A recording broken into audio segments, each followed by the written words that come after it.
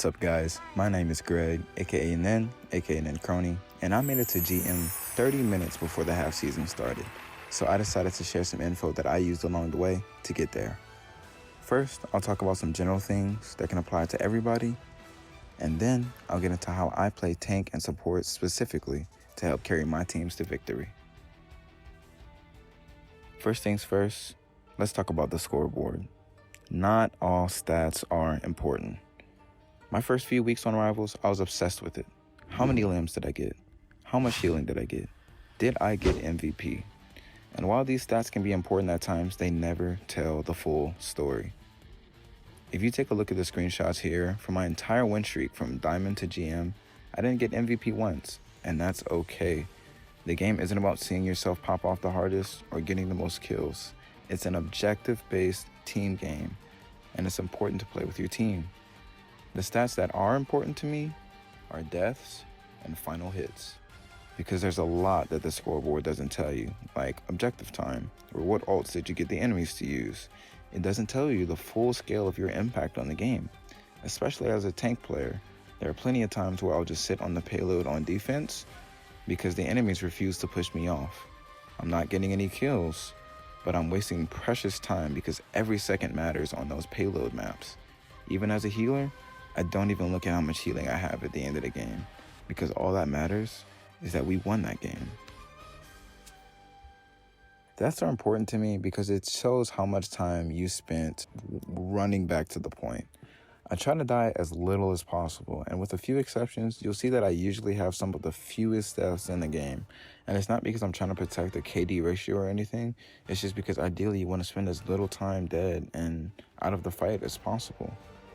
And while we're on the topic of deaths, if you see 2 to 3 people die on your team, don't go in. Unless you have some kind of game-changing ult that allows you to hold a point until your team gets there, do not go in solo. Wait to regroup either in spawn or close to spawn so you guys don't get picked off and end up getting staggered. In case you didn't know, in the audio settings of the game, you can enable a sound cue to play whenever someone on your team dies, and a separate cue for whenever someone on the enemy team dies. It really helps your overall awareness in the game. Final hits are a little different than the limbs because rather than just needing to do a little bit of damage to a person before they die, obviously you're getting that final hit. But it can generally tell you who has the true kill pressure on your or on the enemy team.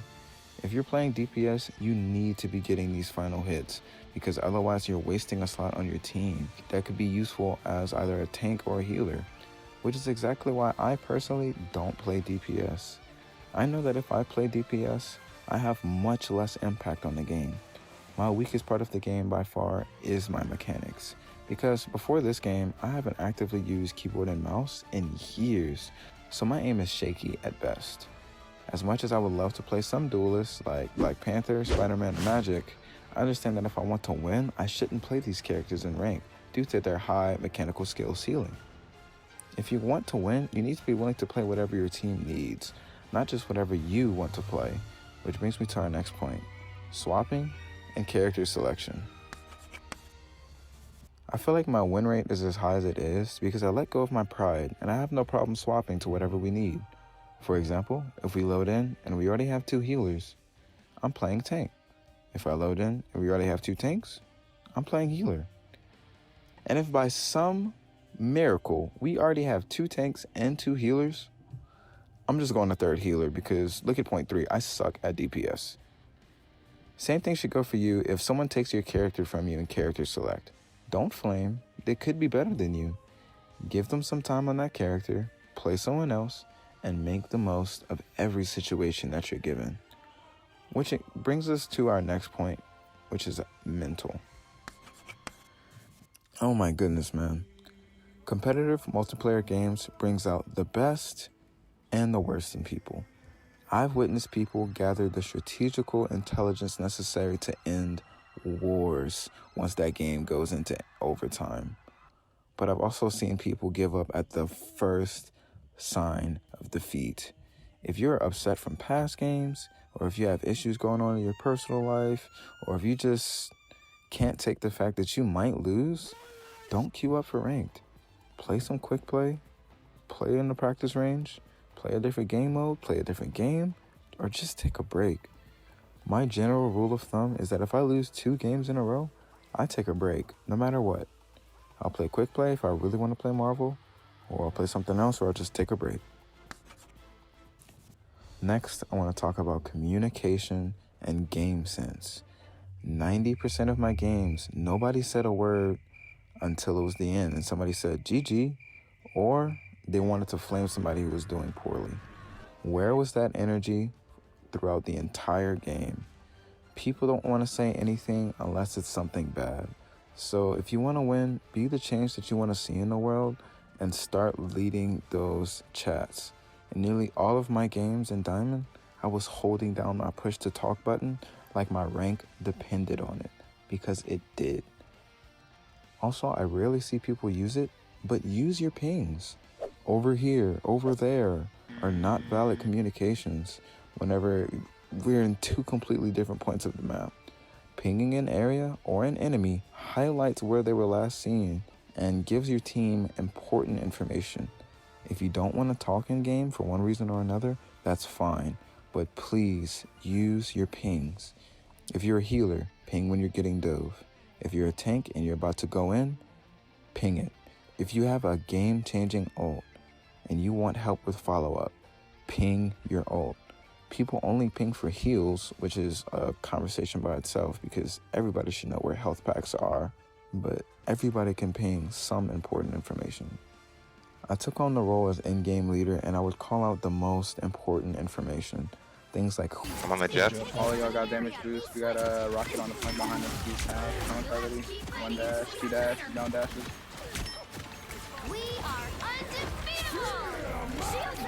who I'm focusing, who's dead on either team, or who's coming back on either team, or important cooldowns on either team.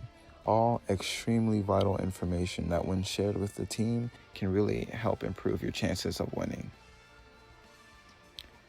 Now, I've been playing since release, so at this point I have a general understanding of all the characters, and I feel like it's important to know all character abilities so you can really comprehend how everyone is going to interact with each other.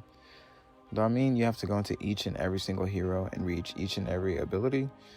Not necessarily, but I mean if you're willing to do that, that's awesome. But what I mean is spend some time with quick play and watch enemy kill cams and see how their abilities really work.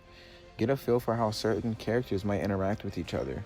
For example, if you're playing a melee-based diver, you might struggle versus a defensive comp like Penny Parker and her spider mines and Namor and his turrets. You might want to swap to someone ranged who can help deal with those things from afar. The main point that I'm trying to get at here is think beyond I like this character and think about what character do I really need to use for this situation. Watch high-level play of characters to see what they're truly capable of. And if you want to main somebody, that's awesome. Learn them to the best of your ability. But once you get to Diamond, you're going to need 2 or 3 picks for whatever role you're going to be maining.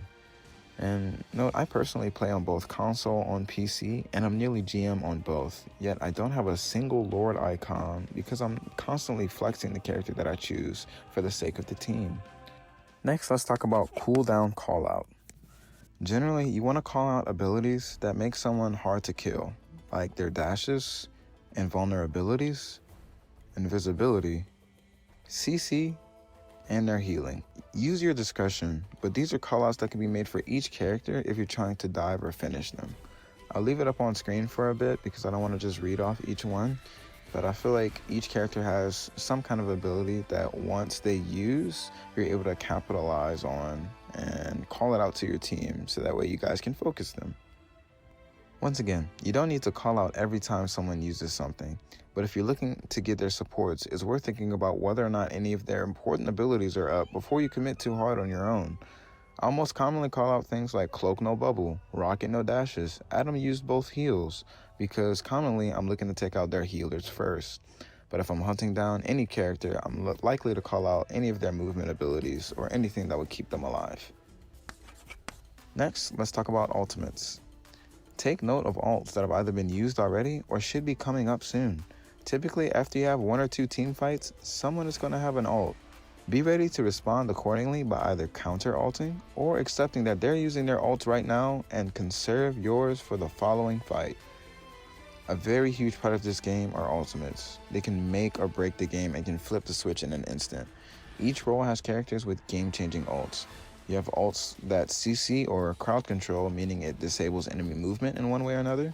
You have roots like Groot, or stunning like Strange, or ults that do massive damage capable of one-shotting groups of enemies like Iron Man with his maximum pulse, or the Moon Knight Hansi, or ults capable of healing your team and keeping them damn near immortal for almost 12 full seconds like Luna Snow or Cloak and Dagger. Look at who you're playing and think about how you can get the most value with that character's ult. Don't throw out your ults for nothing. Talk with your team and use them to win. Sometimes it's just a matter of who can get their ult fastest or who can get it first, or really just who uses their ults the best. Games are really won or lost with ultimates, so give it a lot of thought before you pop it, but also don't hold on to it too much, for too long I mean. You have to find a nice sweet spot. When it comes to Marvel Rivals, it's important to know your role. Tanks have hella health, and they can either be a frontline to protect your team and create space, or a diver on the enemy backline, causing them to use vital resources or divert attention away from your team. Duelists can deal lots of damage both up close and from afar, while also still supporting your team with CC, shields, boosts, and being extremely mobile nuisances. It's a really diverse role with plenty of characters to choose from. Supports keep your team alive with heals, shields, boost your damage, and overall enable your team to be the best that they can be. There's plenty of ways that you can help lead your team to victory. It's just about finding what's best to you. But you need to realize the strengths and weaknesses of each role and how to properly use them to their fullest strength. Let's say it's a payload map and that you're attacking. Tanks should establish presence on the payload and do their best to push the enemy off the payload while using natural cover. Frontliners can just walk up, stay in line of sight of their healers, and fight based purely around the payload. Divers will typically flank around, dive their backline supports or DPS, cause that disturbance that should give the rest of your ally team an opportunity to either push forward or get picks. You don't necessarily need to get a pick to be effective.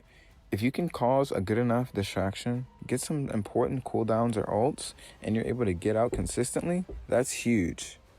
Ranged DPS can still flank and use off angles to take the enemy team off guard and lead to getting a pick. Just make sure that you save some mobility to escape back to your team or play near health packs so that way you're not relying on your supports for heals. Because if we're being honest, supports should mainly be keeping the tank alive. Duelists should know where the health packs are. And yes, I've seen some horrible examples of healers not healing a 1 HP duelist right in front of them, and I don't think that should ever be the case. I can't speak for them.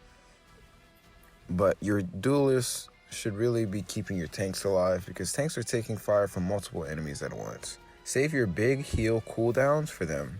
And while I'm talking to my supports, unless you're getting dove on repeat, stay as far back as you can while still being able to heal. You need to stay hidden and you need to die as little as possible. If your team is going to make stupid plays and overextend, you need to let them die and retreat. You need to always be up and alive and healing as much as possible, but not at the extent of your life, unless it somehow gets you the objective. And as another general tip for everybody, make sure that you're using natural cover, please. So many times I see people just standing out in the open for no reason, taking unnecessary damage. Yes, there are destructible environments in this game, but that doesn't apply to every single wall. Use that natural cover and learn how to hold corners and maintain line of sight of your entire team, or primarily your healers. So far, we've talked about the scoreboard and its deception on your true impact on the game, the importance of minimalizing deaths and optimizing for final hits, choosing the right character for the job, keeping a cool head throughout the game, knowing when to take a break, how to communicate with your team, necessity for game knowledge, how to call out cooldowns and what are some important cooldowns to look out for, the impacts that ults have on the game, understanding and choosing your role, and some other general tips. So finally, I just want to talk about my personal favorite characters and why I love them. My personal favorite to play in this game is Mantis. I love healing in any game. I get a good feeling from keeping my team alive and boosting those capable of doing the damage that I can't, and just having good communication with my team. I feel like I'm a true support player at heart. I feel the most in a flow state whenever I play support. It just feels natural to me. And I think I have the highest win rate on her as well. My second favorite is probably Strange. He's a really powerful tank that I feel comfortable enough to solo tank with. His ult is huge, and sometimes you can solo an entire group of squishy characters with ult plus a fully stacked E. It's an amazing feeling. Also, his portal is insanely strong and useful. There was one game where people were literally typing GG in the chat because they thought it was over, but I portal us in as they were pressing send. Our cloak and dagger came through the portal, popped ult, and we were able to hold and win that game.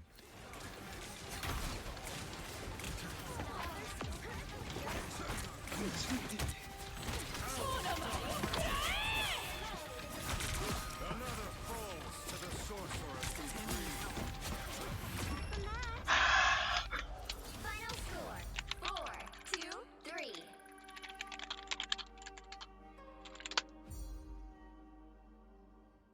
Absolutely insane stuff. His kit overall just feels really good. My third favorite character is Thor. Seeing some good Thors on the enemy team while I was playing ranked and still in that gold to plat era is actually what made me want to start playing tank at all. His dash is really fun to use. His dash fully charged feels like a really good distance that you can cover, and it lets you get to most high ground no problem. I usually get to high ground, walk behind enemies, and try to push them towards my team for a pick. Following up with a slow so it's more difficult for them to get away, and then popping Rune Awakening, doing tons of damage on their way out. Also, you can dash in, use your slow on a group, and then immediately pop ult for a guaranteed kill with someone with no movement abilities up. If those three are taken, I usually don't mind flexing with Hulk, but Hulk is usually banned, so I really want to pick up Groot and Magneto on tank, and then I can play just about any support, but I'm not really comfortable on Jeff or Luna. I'm also really excited to play the Thing coming out this season. As I'm making this video, the season technically came out, but I haven't played because I'm just really committed to trying to get this video out as soon as possible. I truly love this game, and it's the most excited I've been to play a game in a long time. If I'm being honest, since 2016 Overwatch. I didn't even hear about this game until about a week before it came out in December last year. So I hope I can continue to make content on my experience in the game so far, and eventually move on to other games or videos that I plan to make. So that's all I wanted to talk about today. Thank y'all so much for watching. Y'all have a good one.